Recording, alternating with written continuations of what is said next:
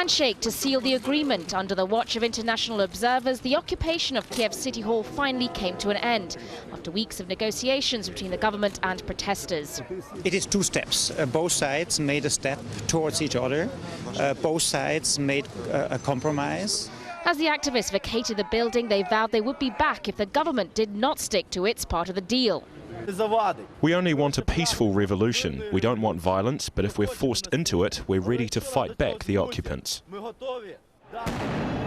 It has been 2 months since the demonstrators swept into the City Hall. The deal for protesters to leave was agreed after the government said it would drop all criminal charges against anti-government activists, a gesture to defuse the ongoing political crisis that has paralyzed the country and left the president, Viktor Yanukovych, considerably weakened.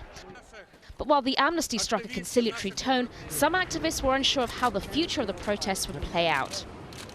It's hard to consider this a victory or a defeat, but for the lives of those wrongly arrested, innocent perhaps, the protest is worth it. The protests erupted in November last year following President Yanukovych's decision to abandon a trade pact with the European Union and instead seek a bailout from Russia. While the pullout from City Hall indicates a new phase in the situation, it may not signal the end of the demonstrations just yet. While support for President Yanukovych remains popular in the east and south of the country, the protests triggered off a broader movement for greater human rights and less corruption in the country.